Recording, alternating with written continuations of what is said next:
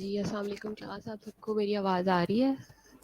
सब लोग इजीली सुन सकते हैं मुझे?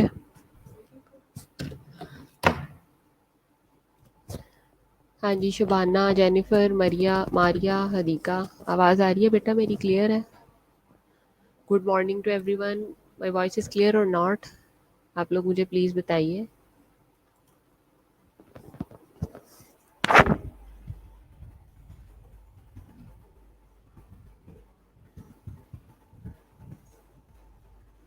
Okay, that's nice. फिर मैं आपका जो लेक्चर है वो अपलोड हो जाएगा, फिर हम लोग स्टार्ट करते हैं इसको। लास्ट टाइम जैसे कि हम लोगों ने पढ़ा था उसके बारे में, आई और ईयर की असेसमेंट पढ़ी थी। हमने आई के बारे में पढ़ा था, आई की डिफरेंट हमने डिसऑर्डर्स पढ़ी थी। हमने ईयर की डिफरेंट डिसऑर्डर्स पढ़ी थी। ईयर की हमने एनाटमी डिस्कस की थी। उसके बाद हमने क्या कहते हैं उसकी, ईयर आई के डिफरेंट मसल्स थे, ऑब्लिक और दूसरे जो भी थे रेक्टस मसल्स थे, उनको डिस्कस किया था। ठीक है, इसी तरह से ईयर की जब बात आई थी तो उसमें हमने यूस्टिचियन ट्यूब के बारे में, ईयर ड्रम की परफोरेशन के बारे में, ठीक है, ईयर वैक्स की एक्यूमुलेशन के बारे में, ईयर की बाकायदा एनाटमी हमने डिस्कस की थी, उसको हमने प्रीव्यू किया था। ठीक है, तो वो एक पूरा सिस्टम था जो कि आई और आपके ईयर से रिलेटेड था। जैसे कहते हैं ईएनटी, जब आप किसी ईएनटी वार्ड में जाते हैं और किसी ईएनटी पेशेंट की आप असेसमेंट करते हैं, तो उस दौरान आपको जिन जिन चीज़ों को सामने रखना पड़ता है वो मैंने आपको बता दिया था। आज हमने जो पढ़ना है, हमने पढ़ना है असेसमेंट ऑफ हेड एंड नेक, यानी कि आपका हेड और नेक जैसे कि आपको पता है आपस में जुड़े हुए होते हैं।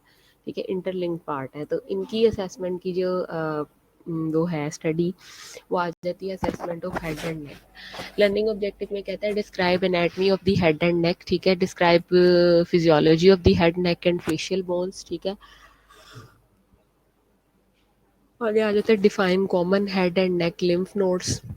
कॉमन जो आपकी हेड और नेक के लिम्फ नोड्स हैं उनकी डिस्कशन है। Explain health history question needed during physical examination, और जो भी हमें उसकी हिस्ट्री लेते हुए बात करते हुए फिजिकल एग्जामिनेशन करते हुए हेड और नेक की जितनी भी हमें हिस्ट्री रिक्वायर होती है, वो सारी की सारी, मतलब किस तरह के क्वेश्चन करने हैं हमने, किस डिज़ीज़ से रिलेटेड करने हैं, या हमारे एशियन कंट्री के अंदर कौन सी डिज़ीज़ जो है वो इस तरह से ज़्यादा कॉमन है जिसके बारे में हमने डिस्कस करना है।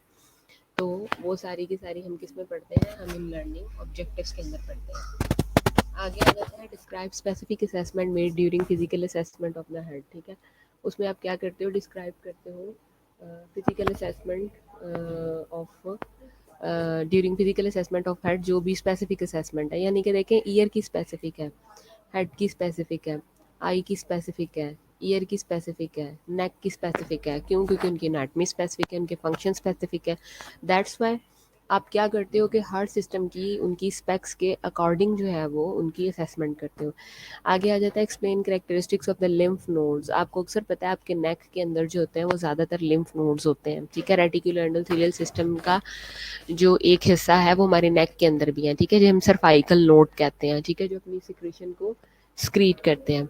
ठीक है, आगे आ जाता है describe techniques for assessing different lymph nodes of the skin neck, sorry. उसके बाद define different neck and head abnormalities. अब जैसे कि आप लोग ओपीडी में विजिट करते हो तो आप देखते हो कि अक्सर लोग आते हैं जो कि हेड और नेक की एबनॉर्मेलिटीज़ के साथ रिपोर्ट होते हैं। कईयों की हेड सिमिट्री नहीं होती, नेक की सिमिट्री नहीं होती, नेक जो होती है वो प्रोट्रूड होती है, ठीक है, डंप्ड होती है, किसी कई तरह के इश्यूज होते हैं हेड एंड नेक एबनॉर्मेलिटीज़ के। उसके बाद आ जाता है explain how document subjective and objective data finding. उसके बाद हम लोग क्या करते हैं, हम लोग जो भी आपका सब्जेक्टिव और ऑब्जेक्टिव डेटा है उससे रिलेटेड जो है, उसकी हम डॉक्यूमेंटेशन से रिलेटेड जो है वो हम बात करते हैं कि उस तरह से हमने किस तरह से बात करनी है। ठीक है,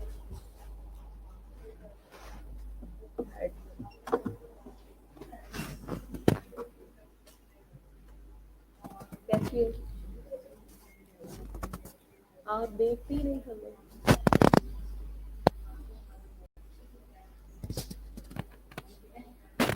प्यारी लग रही है, फ्रेश लगती है, ये पूरी ब्यूटी का राज बता, अकेले अकेले फ्रेश रहती है इस उम्र में है।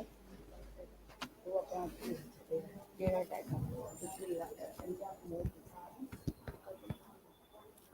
पता नहीं, मैंने टेस्ट किया।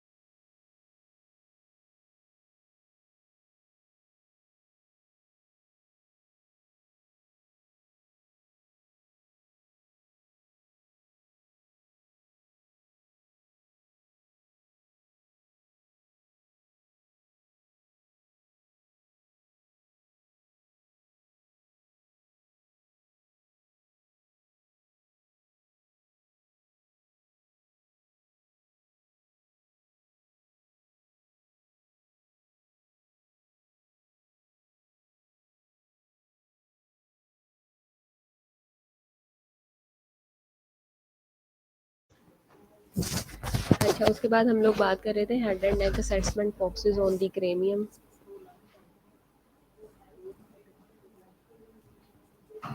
अभी तो पता ही नहीं है। Cranium face, thyroid gland and lymph node structure contained with in the head and neck. ठीक है, इसके अंदर आपको पता है कि आपकी क्रेनियम आ जाती है, आपका फेस आ जाता है, आपका थायराइड ग्लैंड आ जाता है, आपके लिम्फ नोड्स आ जाते हैं। उसके बाद आपका लिम्फ नोड मैंने आपको जैसे भी बताया था, आपकी हेड के अंदर और स्पेशली आपकी नेक के अंदर जो होते हैं वो डिफरेंट तरह के लिम्फ नोड्स होते हैं। ठीक है, जो कि कंट्रीब्यूट करते हैं, डिफरेंट तरह की स्क्रीशन क्रिएट करते हैं और आपकी ब्लड को जो है वो सर्कुलेट करके उसके अंदर डिफरेंट प्रोसेसेस के अंदर इन्वॉल्व होते हैं। अगर बात की जाए फर्स्ट ऑफ ऑल हेड की, तो हेड जो होता है, the framework of the head is the skull which can be divided into two subsection, the cranium and the face. अब अगर आप अगर बैठे हुए हैं इस वक्त स्ट्रेट और अपने चेहरे के ऊपर एक हाथ लगाएं और एक हाथ अपनी जो है वो स्कल यानी खोपड़ी के ऊपर लगाएं, तो ये आपका चेहरा और आपकी जो स्कल है ये दोनों मिला के जो पार्ट बनाता है वो हेड होता है। ये बेसिकली फ्रेमवर्क है हेड का और स्कल का, जो कि मिलके क्या बनाता है, आपका फेस और क्रेनियम जो है वो मिलके हेड बनाता है। क्रेनियम क्या आता है, the cranium houses and protects the brain and major sensory organs. और क्रेनियम जो होता है वो प्रोटेक्ट करता है ब्रेन को और मेजर सेंसरी ऑर्गन को। It consist of 8 bones. इसकी 8 बोन्स होती हैं, जैसे frontal, parietal, temporal, occipital, ethmoid and sphenoid. ठीक है, इसमें फ्रंटल भी आ जाती है, इसमें पेराइटल भी आ जाती है, इसमें टेम्पोरल भी आ जाती है, इसमें ऑसिपिटल भी आ जाती है, एथमॉइड भी आ जाती है और स्फीनॉइड भी आ जाती है। ये सारी की सारी वो बॉन्स है, 8 बॉन्स, जो कि आपने याद रखनी है एज इट इज। उसके बाद आ जाता है आपका face. Facial bones gives shapes to the face. Facial bones जो होती हैं वो आपकी फेस को शेप देती हैं। The face consist of 14 bones. आपका जो फेस है उसके अंदर 14 बोन्स आ जाती हैं, जिसमें मैक्सिला 2। ठीक है, ये आपने एनाटमी में सारी पढ़ी हुई है। जाइगोमेटिक यानी कि चीक्स की 2, इंफीरियर कॉन्का 2, नेज़ल 2, ठीक है, पैलेटाइन 2, लैक्रिमल 2, वॉमर 1, मैंडिबल यानी कि जॉ बोन 1, ठीक है। ये वो बोन्स हैं जो कि सारी की सारी नंबर वाइज आप लोगों ने याद करनी है, और ये सारी की सारी याद करनी ज़रूरी भी है, ठीक है, क्योंकि ये एज इट इज़ जब आपने असेसमेंट करनी है, तो असेसमेंट आप किसी भी चीज़ की कर रहे हो, जिस भी चीज़ की कर रहे हो, तो आपको उसकी एनाटमी, उसकी बोन, उसकी हर चीज़ का पता होना ज़रूरी है। आगे देखें, ये देखें फेशियल बोन आ गया। मैंने आपकी थोड़ी एनाटमी भी रिवाइज करवा देती हूँ। ये मैंने जो मार्किंग की हुई है ये इसीलिए है, ये जाइगोमेटिक बोन है आपकी, ये वोमर है, ये पेलेटाइन है, ये लैक्रिमल है, ये नेज़ल है, ये इंफीरियर नेज़ल कॉन्चा है, ये मैग्जिला है, ये मैंडिबल है। ये अगर आप इसको काउंट करें, यहाँ से स्टार्ट करते हैं, दो दो और एक, 3 4 5 6 7 8 9 10 11 12 13 और ये 14, तो ये 14 फेशियल बोन्स ही आपकी बनती है। All of the facial bones are immovable. जैसे कि आपको पता है, आप अपने चेहरे पे अगर हाथ लगा के देखें, तो क्या सारी की सारी आपकी जो फेस की बोन्स हैं वो मूव करने वाली हैं? नहीं। All of the facial bones are immovable. वो इमूवेबल होती है एक्सेप्ट फॉर द मैंडिबल, सिवाय मैंडिबल के। मैंडिबल कौन सा पार्ट होता है आपका? ये नीचे वाला पार्ट जो कि च्यू करते हुए हिलता है, which has free movement, इसकी free movement है up down and sideways at the temporomandibular joint, temporomandibular joint के ऊपर। the face also consists of many muscles that produce facial movement and expression। face के ऊपर भी बहुत से muscles होते हैं जो कि facial movement और expression cause करते हैं। Temporal artery a major artery होती है, वो लोकेटेड होती है between the eye and the top of the ear. आपकी आई और टॉप ऑफ द ईयर के दरमियान में लोकेटेड होती है। Two other important structure located in the facial regions are parotid and submandibular salivary glands। जो दो इम्पॉर्टेंट स्ट्रक्चर जो कि लोकेटेड होते हैं आपके फेशियल रीजन में, यानी कि फेस का जो आपका रीजन है उसमें आपकी जो स्क्रीशन स्क्रीट करने वाले ग्लैंड्स होते हैं, वो एक सब मैंडिबुलर जॉइंट में स्लाइवरी ग्लैंड्स हैं और पेरोटिड ग्लैंड्स हैं जो कि अपनी अपनी स्क्रीशंस को सिक्रीट करते हैं। ये देखें, ग्लैंड्स को अलहदा से मैंने निकाल के दिखाया है। ऊपर है पेरोटिड, नीचे है submandibular. Parotid glands are located on each side of the face, ठीक है, वो दो चेहरे के दोनों तरफ मौजूद होते हैं आपके। इंटीरियर भी है, इंफीरियर भी है, to the ears and behind the mandible. और जो सब मैंडिबुलर ग्लैंड्स हैं वो इंफीरियर टू द मैंडिबल है, वो मैंडिबल के इंफीरियर है, underneath the base of the tongue, tongue की बेस के नीचे, ठीक है। ये सब मैंडिबुलर ग्लैंड है। आगे आ जाती है नेक। यहाँ तक तो था मैंने आपको ग्लैंड्स के बारे में बताया। आगे नेक को हम डिटेल में पढ़ लेते हैं। The structure of the neck is composed of muscles, ligaments and cervical vertebrae. अब देखें नेक किन चीज़ों से मिलकर बनी हुई है? Muscles, ligaments and cervical vertebrae. जो आपके पीछे से स्पाइनल कॉर्ड से वर्टिब्राज रेज हो रहे हैं और नेक की बेस के पास पहुंचते हैं, वो सर्वाइकल वर्टिब्रा होते हैं। Contained within the neck are the hyoid bone, ठीक है। और जो नेक के करीब होते हैं वो क्या होते हैं? वो हाइड बोन कहलाता है। सेवरल मेजर ब्लड वेसल्स हैं, जैसे लैरिंग्स है, ट्रेकिया है एंड अ थायराइड ग्लैंड है, which is in the anterior triangle of the neck, जो कि interior triangle of the neck के ऊपर मौजूद होते हैं।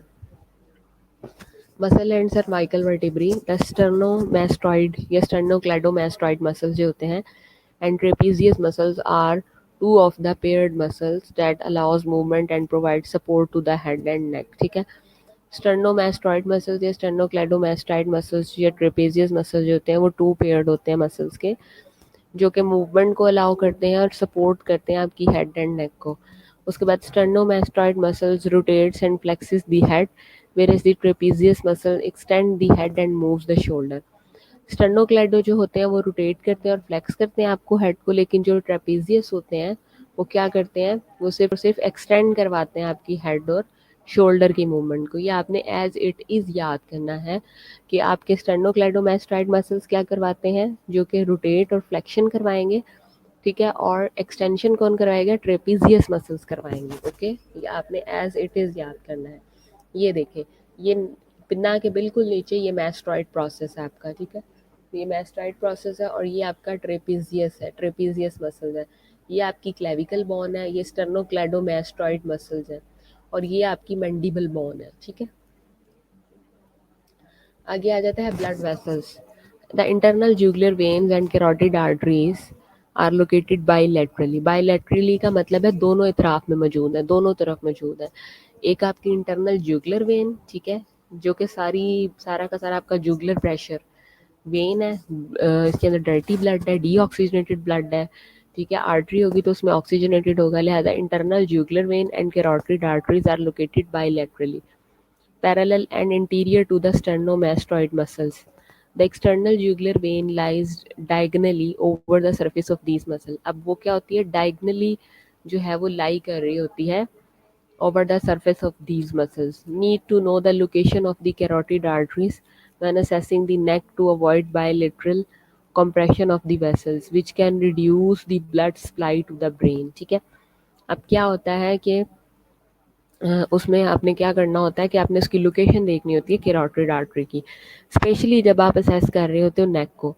आपने किस चीज़ से अवॉइड करना होता है, बायलैटरल कंप्रेशन से। बायलैटरल कंप्रेशन से मुराद ये है कि आपने गर्दन के दोनों तरफ प्रेशर अप्लाई नहीं करना। अगर आपने गर्दन के दोनों तरफ प्रेशर अप्लाई किया तो पेशेंट की डेथ हो सकती है। क्यों? क्योंकि जब आप कंप्रेशन अप्लाई करोगे दोनों तरफ, अक्सर गला दबाने से जो बंदा मर जाता है वो यही होता है कि आप कैरोटिड आर्टरी की बायलैटरल कंप्रेशन कर रहे होते हो, which can reduce the blood supply, जो कि ऑल ऑफ सडन ब्रेन को ब्लड सप्लाई जो है वो बिल्कुल स्टॉप हो जाती है, क्योंकि कैरोटिड आर्टरी के थ्रू ही वो ब्रेन से नेक से ब्रेन तक ब्लड सप्लाई जाती है और एट द स्पॉट पेशेंट की डेथ हो जाती है। तो जब आपने असेसमेंट भी करनी है तो आपने ये गलती बिल्कुल नहीं करनी कि आपने बायलैटरली जो है वो नेक के मसल्स को कंप्रेस करना शुरू कर। ये देखें, ये आपकी एक्सटर्नल जुगुलर वेन है तो डीऑक्सिनेटेड ब्लड ब्लूइश पार्ट है, जुगुलर वेन है, ये एक्सटर्नल जुगुलर वेन है और ये इंटरनल जुगुलर वेन है, और ये आपकी कैरोटिड आर्टरी है, यानी कि जो ऑक्सीजनेटेड ब्लड लेकर आती है, ठीक है। उसके बाद आगे आ जाता है थायराइड ग्लैंड। अब जैसे कि हमें पता है कि आपका जो थायराइड ग्लैंड है वो इसी पार्ट के अंदर लोकेटेड है। कहता है the thyroid gland is the largest endocrine gland in the body, ठीक है। सबसे छोटा जो है, जो कि पीच के साइज के बराबर है, वो पिट्यूटरी ग्लैंड है, और जो सबसे बड़ा है वो थायराइड ग्लैंड है। तो थायराइड ग्लैंड कहता है is the largest endocrine gland in the body, it produces thyroid hormones. ये थायराइड हार्मोन्स प्रोड्यूस करता है that increase the metabolic rate of most of the body cells, जो कि बहुत से बॉडी सेल्स के मेटाबॉलिक रेट को बढ़ाता है। The thyroid gland is surrounded by several structure that are important to palpate for accurate location of the thyroid gland. अब जो थायराइड ग्लैंड होता है वो सराउंडेड होता है by several structure that are important to palpate for accurate location of the thyroid gland की accurate location के लिए। The trachea through which air enters the lungs is composed of C-shaped hyaline cartilage ring, ठीक है। Trachea आपकी जो होती है जिसमें थ्रू आपकी एंटर एयर होती है आप में लंग्स में, वो C shaped hyaline cartilage ring की बनी हुई होती है। The first upper tracheal ring called the cricoid cartilage. First जो अपर ट्रेकियल रिंग होता है वो क्रीकॉइड कार्टिलेज होता है, has a small notch in it, और उसकी स्मॉल नॉच होती है। थायराइड कार्टिलेज, जिसको आप एडम्स एप्पल भी कहते हैं, is larger and located just above the cricoid cartilage. उसको एडम एप्पल भी कहते हैं, वो लार्जर होता है और just above the cricoid cartilage के ऊपर होता है। The hyoid bone which is attached to the tongue, hyoid bone जो कि अटैच होती है टंग के साथ, lies above the thyroid cartilage and under the mandible, और मैंडिबल के बिल्कुल नीचे होती है। ये देखें, ये आपका लेरिंग्स है, ये आपका लेफ्ट थायराइड लूब है, ये आपका राइट थायराइड लूब है, ये थायराइड इस्थमस है, और ये आपका ट्रेकिया है। इसको गौर से देखें ज़रा, इस शक्ल को।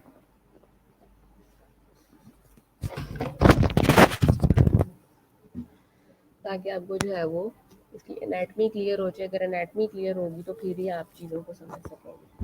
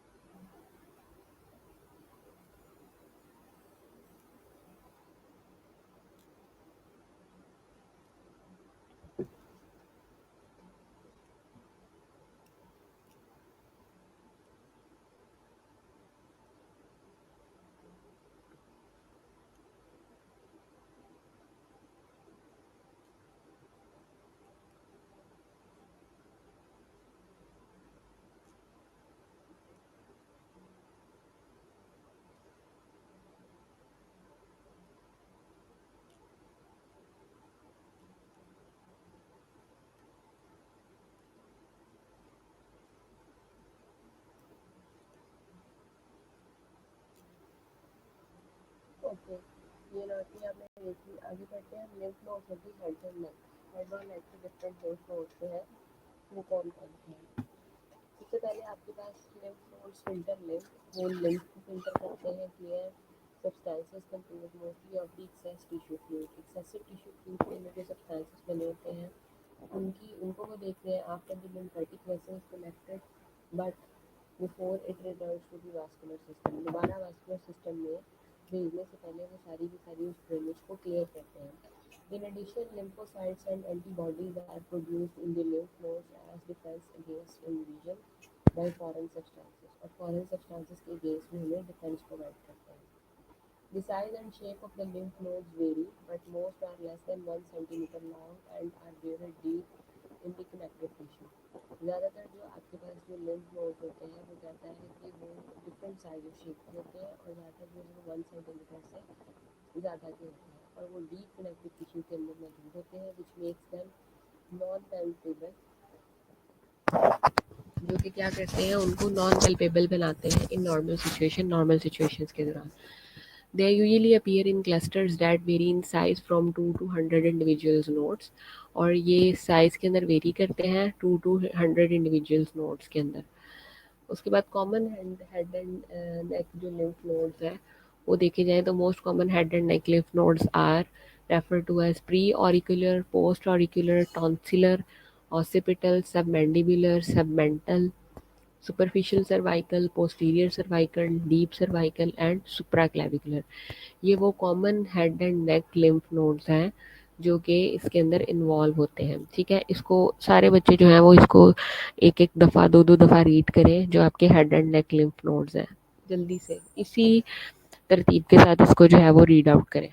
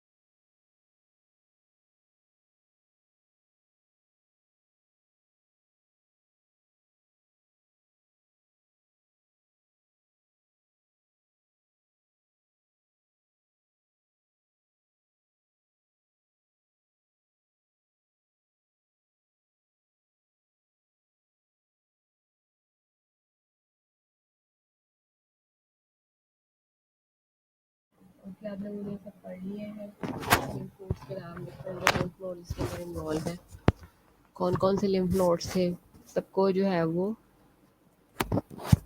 अब ये देखें lymph nodes of the neck and head. Neck और हेड की अगर आप देखें, नेक और हेड के आपके पास पोस्टीरियर ऑरिकल है, ऑसिपिटल है, सुपरफिशियल सर्वाइकल है, डीप सर्वाइकल है आपके पास, पोस्टीरियर सर्वाइकल है, सब क्लेविकुलर है, ठीक है, प्री ऑरिकल है, पैरोटिड है, उसके बाद ये टॉन्सिलर है, सबमेंटल है और ये सबमेंडिबुलर है। सबमेंटल भी है और सबमेंटिबुलर भी है। History of the present health concern, pain है अगर, do you experience neck pain, do you experience headache, ठीक है, अगर कोई नेक पेन है फिर बताना है, हेडेक है फिर बताना है, किसी किस्म का कोई फेशियल पेन है फिर आपने डिस्क्राइब करना है, do you have any difficulty moving your head or नेक, आपने मतलब हेड और नेक को मूव करते हुए अगर किसी किस्म की डिफ़िकल्टी आती है तो आपने वो बताना है। अदर सिस्टम्स में आ जाता है, have you noticed any lump और लियन on your head or neck that do heal और डिसअपीयर, किसी किस्म का कोई लंप या लियन तो नहीं है आपकी हेड की साइड पे जो कि हील हो गया, ये डिसअपीयर हो गया, describe their appearance and location. उसके बाद आपने क्या बतानी है, अपनी लोकेशन और अपीयरेंस बतानी है। Have you experienced any dizziness, light headedness, spinning sensation और लॉस ऑफ कॉन्शियसनेस, ठीक है। मिसाल के तौर पे आपको समटाइम पेशेंट कहते हैं कि मुझे सर भारी महसूस होना शुरू हो जाता है, ठीक है, या चक्कर आना शुरू हो जाता है, डिजीनेस, या ऐसे लगता है कि पास की चीज़ें जो है वो घूम रही होती हैं। इस किस्म की सेंसेशन, इस किस्म की फीलिंग्स आपने पेशेंट से डिस्क्राइब करनी है, उससे पूछनी है। Describe have you notice the change in the texture of your skin, hair और नेल्स, फिर आपने ये पूछना है कि आपके नेल्स, हेयर, स्किन कलर में कोई चेंज तो नहीं आया। Have you notice change in your energy level, sleep habits और इमोशनल स्टेबिलिटी, नींद का पैटर्न तो नहीं आपका चेंज हुआ, आप थके थके तो नहीं रहते, एनर्जी लेवल में चेंजेस तो नहीं आई, इमोशनल स्टेबिलिटी नहीं तो नहीं आई। Have you experienced any palpitations, blurred vision और चेंज इन बावल हैबिट्स, देखते देखते धुंधलापन तो नहीं दिखना शुरू हो जाता, आपको अपनी हार्ट की पैल्पिटेशन तो नहीं फील होना शुरू हो जाती, कॉन्स्टिपेशन तो नहीं रहती, या आयरन डायरिया तो नहीं चलता रहता है। तो ये सारी चीज़ें आपने साथ साथ नोटिस करनी है। ये देखें, कोल्ड स्पा जो है ये आपका पेन स्केल है, एग्जाम्पल है, ठीक है। इसमें निमोनिक है character, C for character, O for onset, L for location, D for duration, S for severity and P for pattern and associated factor how it affects the client. ये COLDSPA scale है आपका, ठीक है। Character, character में आप देखें, describe the sign और symptom, आप साइन और सिम्टम देखते हैं, ठीक है। क्वेश्चन करते हैं, रिस्पॉन्ड आता है, I have trouble turning my head to the right, ठीक है। कोल्ड स्पा स्केल आपने याद रखना है कि हेड एंड नेक की असेसमेंट में यूज़ होता है, और उसका जो फर्स्ट निमोनिक है वो करेक्टर है। मतलब आपने जब उसकी मूवमेंट करवा के देखनी है तो आपने उससे ये पूछना है कि आपको आपकी जो हेड की मूवमेंट है उसको करने में कोई इशू तो नहीं होता, राइट लेफ्ट। फिर आपने ऑनसेट देखना है, व्हेन डिड इट बिगिन, कि कब शुरू होती है, 2 days ago when I walk up in the morning and it is getting worse, ठीक है। और ये क्या है कि 2 दिन पहले ये शुरू हुई और जब मैं सुबह में उठता हूँ तो बिल्कुल ठीक हो जाती है, ठीक है। एंड इट गेटिंग वर्स, जब सुबह उठता हूँ तो ये ज़्यादा वर्स हो जाती है। लोकेशन उससे पूछनी है कि where is it, does it radiate, क्या वो रेडिएट करती है। Location, does it occur in the back of my neck and it radiates to my anywhere else, right shoulder with movement, ठीक है। नेक्स्ट आ जाता है duration, duration how long does it last, does it recur, क्या वो दोबारा होती है। Duration how long does it last, does it recur, it is okay if I just sit still but it hurts more if I turn, अगर मैं turn लेता हूँ तो ये ज़्यादा हर्ट करती है। उसके बाद आ जाती है उसकी सेवेरिटी के बारे में, severity how bad is it, how much does it bother you, ठीक है। It is difficult to drive because I can't see over my shoulder to change lanes, ठीक है। उसके बाद आ जाता है आपका पैटर्न, के पैटर्न क्या है, पैटर्न में आ जाता है पैटर्न जो है वो क्या आ जाएगा, pattern what makes it better और वर्स, ठीक है। कि कौन सी चीज़ है जो कि इसको मतलब कि बेटर कर देती है और कौन सी चीज़ है जो कि इसको वर्स कर देती है। आइबुप्रोफिन है, हीटिंग पैड और वार्म शावर है, ठीक है। वो मतलब आप कोई हीटिंग पैड उसको प्रोवाइड कर देते हैं, कोई वार्म शावर प्रोवाइड कर देते हैं, तो वो किसी हद तक जो है वो उसको थोड़ा वार्म कर देता है, अच्छा उसको लगता है, उसका पेन जो है वो रिलीव हो जाता है। Associated factors how it affects the client, how does it effects, किस तरह से इफेक्ट करता है। I can't do my work on the computer being irritated with it, ठीक है। मैं अपने कंप्यूटर पे काम नहीं कर सकता क्योंकि ये मुझे बहुत ज़्यादा इरिटेट करता है, ठीक है। उसके बाद आज ये कोल्ड स्पा मेरा ख्याल सबको क्लियर हो गया, किसी को कोई कन्फ्यूजन तो नहीं। कोल्ड स्पा, इसको एक दफ़ा देखें कोल्ड स्पा की स्लाइड को, आपके पास 2 मिनट हैं, 2 मिनट में जल्दी से ये देखें, मैं फिर नेक्स्ट स्लाइड चेंज करूँगी। पढ़ें इस सारे को, कोल्ड स्पा को। समझ आ रही है मेरी सबको?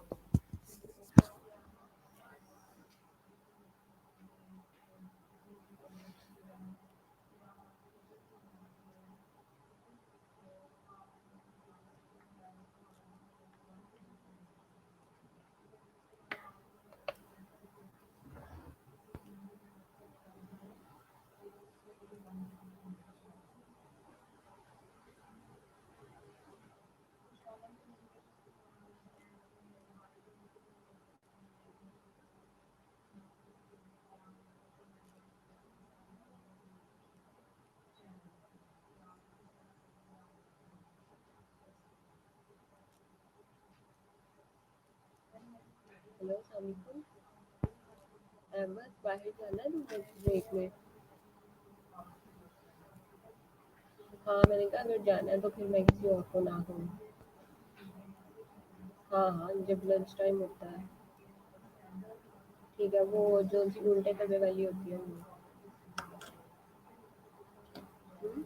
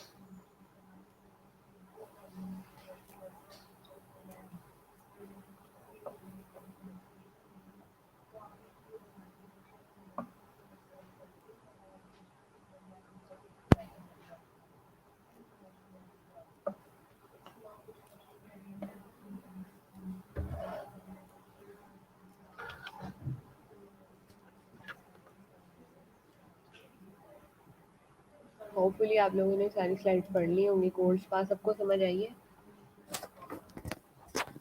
कोर्स पास स्केल की सबको समझ आई है क्लास? अच्छा, अब हम बात करते हैं पास्ट हेल्थ हिस्ट्री की। कहता है describe any previous head or neck problem, जैसे कोई कोई ट्रॉमा, एक्सीडेंट हुआ है, कोई इंजरी हुई है, कोई फॉल हुआ है, you have had, how were they treated, मतलब उसको ट्रीट कैसे किया गया, सर्जरी के थ्रू किया गया, मेडिसिन के थ्रू किया गया, या कोई फिजिकल थेरेपी के थ्रू किया हुआ है। व्हाट आर द रिजल्ट्स, उसके रिजल्ट्स क्या हैं। Have you ever undergone radiation therapy for the problem in your neck region, और क्या किसी किस्म की कोई रेडिएशन थेरेपी तो नहीं आपकी गई, आपकी रेडिएशन थेरेपी तो नहीं चल रही आपके नेक रीजन के अंदर।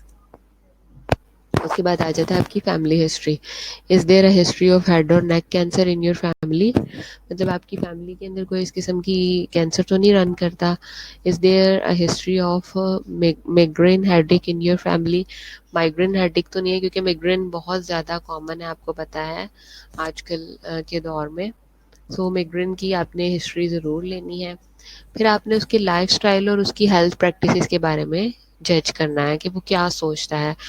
मिसाल के तौर पे स्मोकिंग, ठीक है, टोबैको च्यू करना, क्या वो उसको लाइक करता है या उसको डिसलाइक करता है। Do you wear A helmet when riding a horse, ठीक है। मतलब हॉर्स राइडिंग करते हुए या बाइसाइकिल या मोटरसाइकिल यूज़ करते हुए, ठीक है, ये ओपन स्पोर्ट्स पे, व्हीकल पे और फोर व्हीलर पे, तो क्या आप मतलब इस किस्म की प्रिकॉशंस लेते हैं या नहीं लेते हैं, ठीक है। Do you wear a hard hat for hazardous occupations, और ख़ासकर जो आपके हैजर्डियस ऑक्यूपेशंस हैं उनके लिए आप हार्ड हैट वगैरह यूज़ कर रहे हैं या नहीं कर रहे। What is your typical posture when relaxing during sleep, और आपका एक टिपिकल पोस्चर क्या होता है जब आप रिलैक्सिंग करते हैं during sleep and when working, और जब आप वर्क कर रहे होते हैं उस टाइम पे, ठीक है। In what kinds of recreational activity do you participate, किस तरह की रिक्रिएशनल एक्टिविटी आप जो है वो पार्टिसिपेट करते हैं, उन एक्टिविटी के बारे में बताना है। Have any problem with your head or neck, interfere with your relationship, ठीक है, किसी किस्म की कोई हेड और नेक की इंटरफेरेंस नहीं तो नहीं है जो कि आपकी रिलेशनशिप को कॉम्प्रोमाइज़ करती है, ठीक है, या कोई घर का या कोई ऐसा काम जो कि आपने रोल प्ले करना है तो वो उसके अंदर प्रॉब्लम कॉज करती है, ठीक है, इन चीज़ों को देखना है। उसके बाद आपने क्लाइंट को प्रिपेयर करना है असेसमेंट के लिए, ठीक है। तो सबसे पहले कहता है prepare the client for the head and the neck examination by instructing him or her to remove any wig, hat, hair ornaments, pins, rubber bands, नहीं second jewellery and head or neck scarf, ठीक है, किसी किस्म का कोई hair ornaments तो नहीं है, पिन्स तो नहीं लगी, रबर बैंड्स तो नहीं लगे हुए, ज्वेलरी तो नहीं आपने पहनी हुई, हेड और नेक स्कार्फ तो नहीं पहने हुए, इन सब चीज़ों को देखना है। Take care to consider cultural norms, ठीक है, आपने कल्चरल नॉर्म्स को बहुत ज़्यादा जो है वो मलहूज़े खातिर रखना है। कल्चरल नॉर्म्स जो है वो आपने उसको देखना है कि बाज़ लोग जो हैं वो ड्रैपिंग करना पसंद करते हैं, बाज़ लोग ड्रैपिंग करना पसंद नहीं करते, ठीक है। इसके अलावा some culture for example south east Asian prohibit करते हैं touching the head or touching the feet before touching the head. मिसाल के तौर पे उनके यहाँ क्या होता है कि उनको लगता है कि ये कोई बैड थिंग है कि आप पाँवों को छुए बगैर हेड को छू लें, और हेड को छुए बगैर जो है वो पाँवों को छू लें। तो मतलब कल्चर टू कल्चर पेशेंट भी वेरी करता है। अगर कोई इस किस्म का पेशेंट आ जाता है तो आपको चाहिए कि आप जो है वो केयरफुल रहें इस किस्म के पेशेंट के साथ इंटरेक्ट करते हुए। उसके बाद आपने क्लाइंट को कहना है कि वो अपराइट पोजीशन के अंदर बैठे with the back and the shoulders held back and straight. Explain the importance of remaining still during most of the inspection and palpation of the head and नेक, और आपने हेड एंड नेक की inspection और palpation करवानी है। However, explain she will be requested to move and bend the neck for the examination of the muscles and for palpation of the thyroid gland, और आपने palpation करनी है thyroid gland की। Be aware that some clients may be anxious as you palpate the neck for the lymph nodes, especially if they have history of cancer that cause lymph nodes enlargement, ठीक है।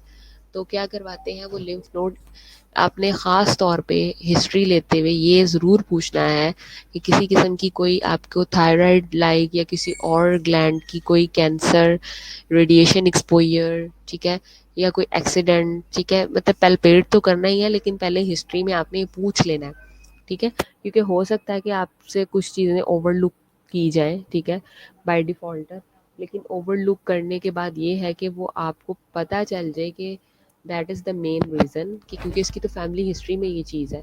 अगर आपको अब पता होगा कि family history में ये चीज़ है तो आप छोटे से छोटा लंप भी होगा, छोटे से छोटी कोई भी आपका जो है वो प्रोट्रूजन भी होगी तो आप उसको सीरियस लेंगे क्योंकि उनकी फैमिली हिस्ट्री में इस किस्म की एबनॉर्मेलिटीज़ चल रही हैं। और साथ साथ आपने उसको भी बताना है कि आप क्या कर रहे हैं, क्यों कर रहे हैं, और अपनी असेसमेंट फाइंडिंग उसके साथ शेयर भी करनी है।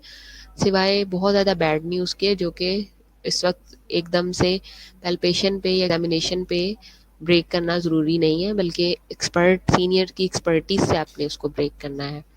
Another important things to keep in mind as you examine the head and neck is that normal facial structures, ठीक है, and features tend to tend to vary widely among individuals and cultures, ठीक है।